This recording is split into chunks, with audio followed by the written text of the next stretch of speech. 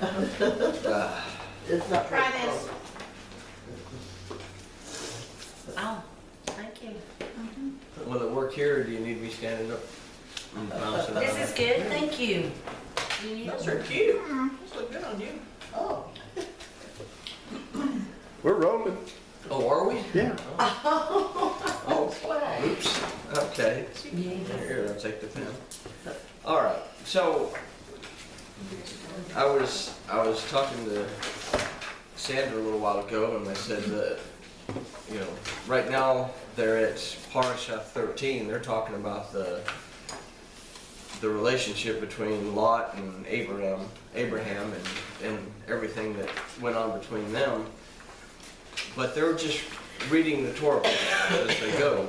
They're not really taking any time to stop and discuss anything. That's why we're still, we're going to discuss the 4th chapter, pretty much the 1st and 2nd verses of the 4th chapter, in what'll be a series leading to the flood. And the idea is, what happened? What went wrong that there had to be a flood? What happened to humankind that there had to be a flood? What goes on in our lives today that are along the same lines as what we read about in Bereshit? So we're going to consider some of these things over the next few weeks as we take a look at what went wrong, the flood. And this is called the coming flood. It's the paradox of Bereshit 4. So let's talk to our Elohim and see if we can get some perception help, and then we'll move forward. Heavenly Father, our Master Yehovah, we thank you for the opportunity to study your word. We ask that you'll open our eyes, open our ears, open our hearts so we can see, hear, and understand what your word has for us. And we thank you and we ask for your help in the name of Yeshua. Amen. So, events in Noah's day are still manifested in our own time, in our own personal lives, and as such in our relationship to not only Elohim, but to each other. So as we look at the stories and past events prior to the flood, we're going to start to break down concepts that affect us all. And we're going to begin with the birth of Cain and Abel to get an idea of what sparked and still sparks the wickedness that only a flood can repair. When asked what the greatest commandment was, Yeshua gave a response. And his response started off, "Hear, O Israel, Yehovah, our Elohim, Yehovah is Echad." And he went on to say that we are to love our Elohim with all our heart, with all our soul, with all our mind, and with all our strength. We understand that in the Shema, from our studies and talks about the Shema, that it means more than simply to hear. It means to listen to, perceive, discern, and apply it to our lives, so that we will be a testimony by what we do. Not just what we say, but our very lives will be a testimony. Now, he quoted Devarim, and he quoted Vayikra when he said also, "And you shall love your neighbor as yourself." He said this is the second greatest commandment. What are the two things that we've lost touch with in our world today? We've lost touch with Elohim in that most people don't even know that he has a name, much less apply the name. And if they apply the name, they say, well, it's wrong to use his name because it's a name that shouldn't be mentioned, because just in mentioning it, we're profaning it.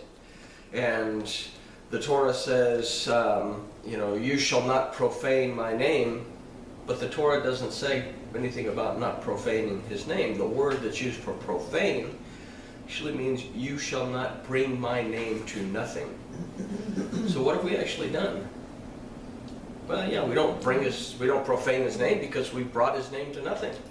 So there's one of the elements that's lacking. But because we've done that, we've moved into a point now where we don't even love our neighbor as ourselves, because we're turning into a society that is contrary to the Word and is contrary to what the Word of Elohim tells us that we should be. So we're going to take a look at some verses that, I mean, why these verses? These verses can't possibly tell us anything about any of the things we've just discussed. So we're going to see what is going wrong around us, and we're going to see that we have a responsibility in Tikkun Olam. Tikkun Olam means restoring the world, not only to our Elohim, but to each other. Everybody has a responsibility in Tikkun Olam. Everybody has a responsibility in restoring the world. And in a sense, we all have a responsibility to Tikkun Chamilah, which is restoration of the word.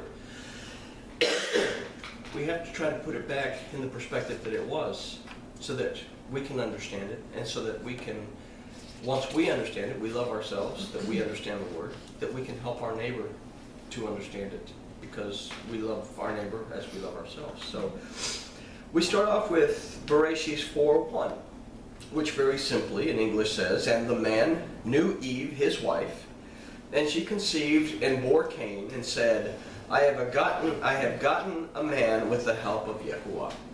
So, what does this verse that basically is saying this is the first mention of intimate contact between a man and a woman, where in this verse can we see that anything went wrong? We have to break the verse down. Then we can consider some of the ideas that we have within the verse that are going to open our eyes to understand where we're at and what we need to change, if we need to change anything, what repairs or what course directions we have to make. So first, it says, "And the man knew Eve, his wife." Why does it not also mention Adam? In the Hebrew, it does. And if we look at the Hebrew, it says, "Vecha Adam," and the Adam. It says, "And the Adam knew Eve, his wife." So why do we simply say man? It's because, well, we're just translating it or transliterating it. None of this actually means anything. This insignificant change draws our attention to the fact that it was the whole of humankind that's performing this act. Okay, Adam isn't necessarily a guy. Okay, we say in chapter 4 that we see Adam and Eve as two individuals. But the idea here is, and the Adam knew Eve. Okay? So it's the whole of humankind that's performing this action. And what is the action? The word for knew is yada, which can mean a carnal encounter, but is not specific to intercourse. This word more specifically means to learn, to perceive, and to discern, as well as to discriminate, to know from experience, and to understand. So we see a lot more going on than just procreation. Now we're starting to get an idea that something's going on here that affects us directly in our lives. What receives the action? Eve, his wife, does. Hava is Eve. It means life or living, coming from a primitive root, meaning to show, to interpret, and to explain. Another root of Hava is Chaya, which means to live, to restore to life, and to live prosperously. And the word Isheto, it means his wife, comes from Isha, for woman. And the root of this word is the same root that is used in the male Ish, which is Enosh, meaning mortal man. The root is Anash, which means frail, weak, desperate, incurable. So what can we draw from the phrase, "and the man," or "the Adam knew Eve, his wife"?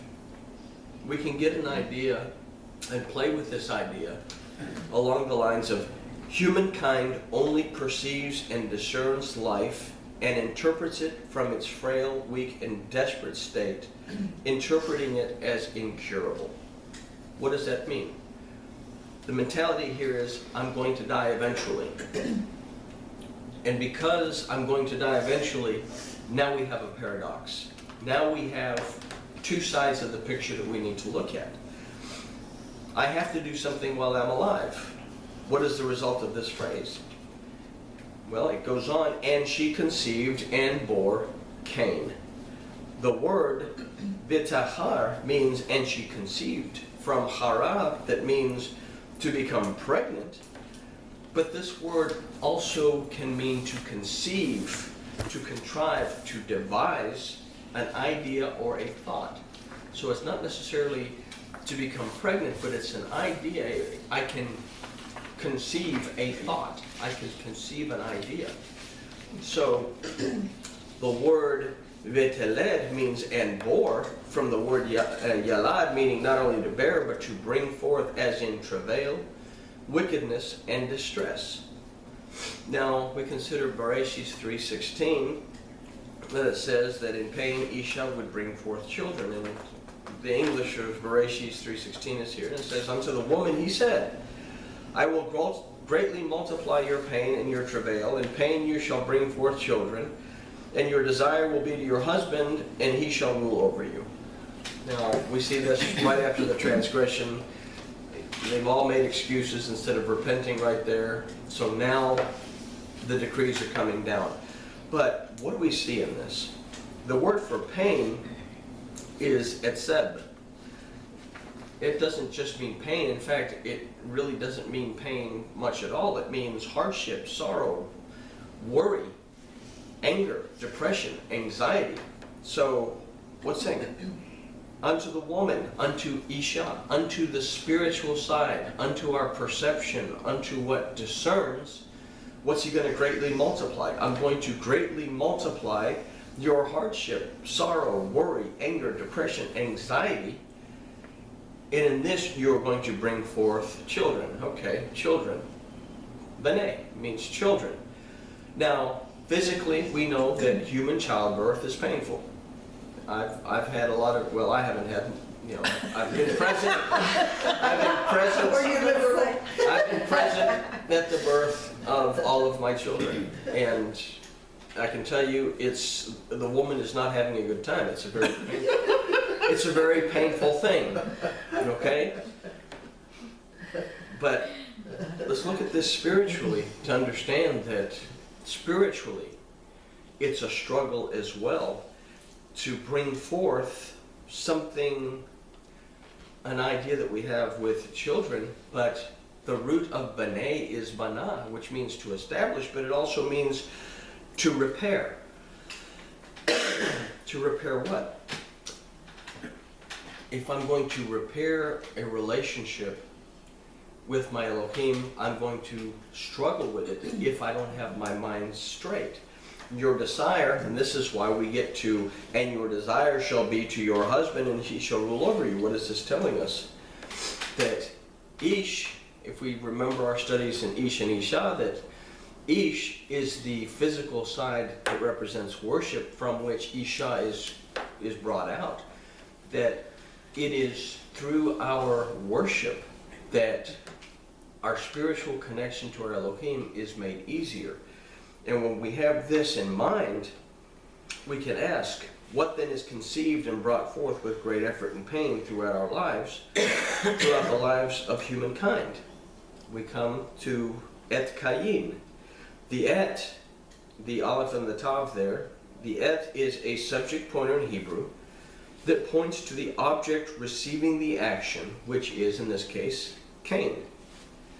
Cain comes from a root that means to acquire, and the root is kana. It also means to possess and to provoke to jealousy. So we can continue our thought that it was, or is, or can be, that in life humankind has the tendency to acquire and possess out of wickedness the things that provoke jealousy, the things that provoke them to anger, the things that provoke them to depression, the things that provoke them to anxiety. Elohim doesn't bring these on us. We bring them on ourselves, because Cain, meaning to acquire, we're not looking at what we have while we're alive from the right point of view. Is what we're looking at is, what can I get out of life? What things can I get? So what we get is the other side of Cain. Kana as well also means to obtain from Elohim. In the word kaniti, it means I have gotten. From what Eve said, I have gotten a man from Yehovah. The other side of the paradox of this verse is that it's not how much stuff and self-gratification I can get out of life, but how close can I get to my Elohim? And then we go and we consider Matthew 6:25 through 33. Well, actually, we'll start in 23.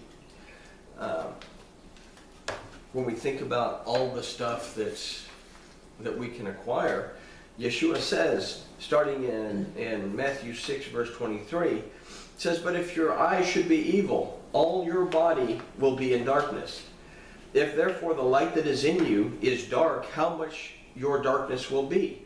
No man is able to serve two masters, for either he will hate the one and he will love the other, or he will honor the one and treat the other with contempt. You are not able to serve Elohim and money, carnality." We have a choice in Cain. We can go either direction, but we have to choose. And he goes on to say, "Because of this I say to you, you should not be anxious about your life."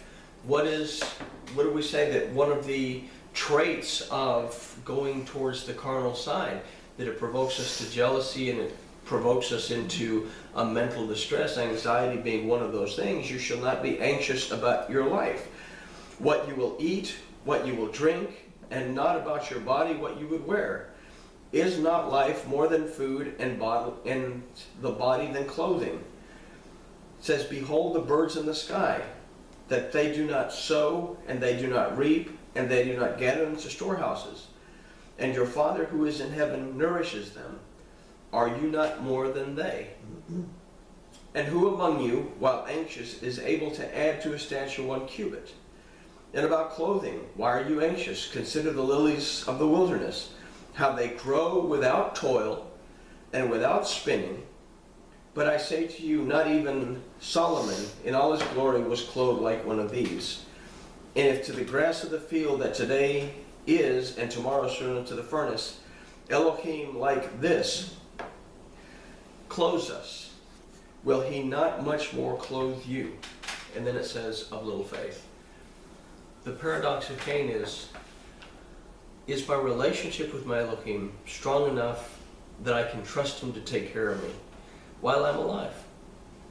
Or do I prefer to see how much I can acquire in my life to show how wealthy I am and how great I am by all the stuff I have, so that everybody will say, wow? That's the paradox that we're looking at in Cain, is greed versus having a relationship with our Elohim. Is it wrong to have stuff? No, it's not wrong to have stuff. Everybody likes stuff. I like stuff. I really like stuff. But a relationship that we nurture is much more important. And then he goes on and he says, "She said, I have gotten a man, Ish, I have obtained a means of worship with the help of Yehovah." We consider that the words et Yehovah, et, aside from being a subject pointer, also means with, near, together with. The root is ana, which means to meet, to encounter, to seek. And this is the other side of the coin in this verse, which allows us both the paradox and choice of tet.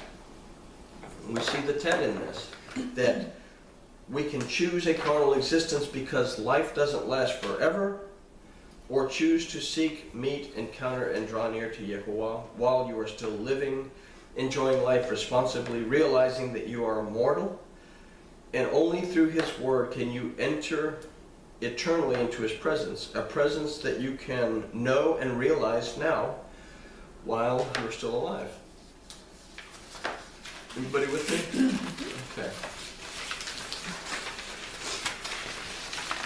So, if living to acquire stuff isn't enough, verse 2 says, "And again she bore his brother Abel." The name Havel means to breathe or vapor.